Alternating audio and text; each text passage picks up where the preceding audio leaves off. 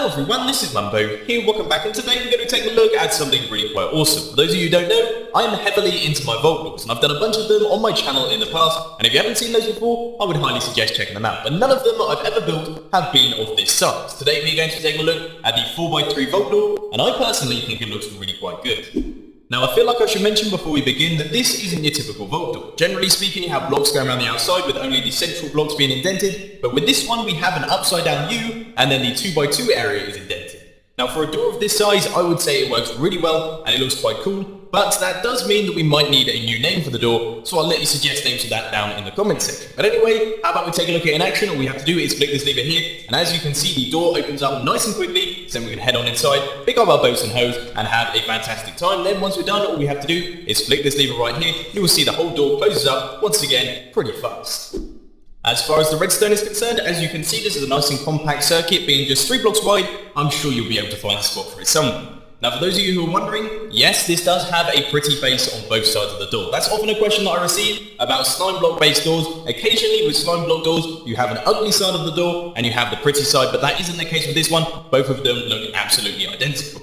Now for those of you who want to take a closer look at the redstone behind this thing, as always there is a well download down in the description, but for those of you who want to build it, how about we crack on with that tutorial.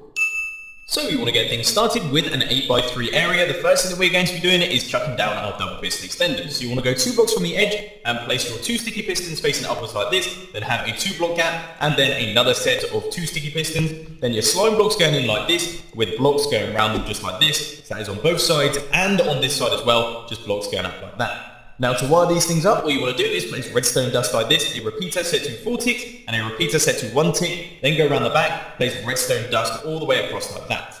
Then over here what you want to do is grab a repeater, set it to 2 ticks running out from this redstone into more redstone, and then you want to take out these 2 blocks here, place a redstone torch, a dropper facing upwards with a hopper running back down into that one, a comparator running out the side of the hopper into that piston right there. Then you want to chuck any old item into that dropper there. And then you want to repeat the same thing on the other side, so that is a redstone torch right here, a dropper facing upwards with a hopper running down into that one. Then you want to chuck any old item into that, and a comparator running out from that hopper into that piston.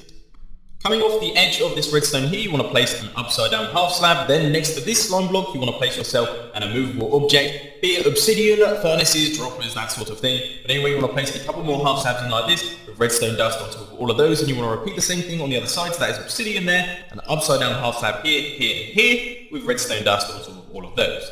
Now it is good to place in the framework for your actual doors. You want to place 2 immovable objects up like this. You want to place blocks going around those just like that, going 3 blocks tall there, and do the same thing on the other side. So that's 3 blocks up like this. Then what you want to do is you want to go 1 block further up, 1 block further up again, and you want to place a bunch of temporary blocks going across like this with sticky pistons facing downwards on the sides of them and sticky pistons facing downwards here as well, and then a bunch of blocks on their faces. And you should see that in the central section of your door, that creates a 4x3 area. So you can remove those temporary blocks there and all the way across like this, and then place a bunch of blocks next to all of these. Time for the final bit of wiring. You want to pick one of the sides, head over to it and place an upside down half slab like this of the side of that redstone. Then you want to place a half slab here, 2 half slabs here and here, a half slab here. Then you want to run blocks right the way across like this with 2 upside down half slabs on either side. Then you want to place redstone on top of all of those in just like that. A repeater running into that piston, repeater running into that piston, redstone, a repeater running straight into a block with redstone dust off to the side, and then a block off like that. That will power all of these pistons here, and that is your door done. So if you head down to the bottom, chuck down a lever. These are your 2 input bits of redstone, so you can choose either one. Give it a flip, you'll see that your door closes and your door opens up. So now all you have to do is fill in all of the gaps, and then you can chuck in a bunch of blocks going around the side like this, and you have got yourself a complete 4x3 vault door. And it really wasn't that hard, was it? It's nice and easy, it's a pretty simple circuit, and it really is a cool looking door. But anyway, ladies and gentlemen, that is all I've got time for today. I hope you enjoyed this video. If you did, please sure to hit that like button, and if you really loved it, then make sure to subscribe. But thanks for watching, guys. This has been Mumbo, and I'm out. I'll see you later.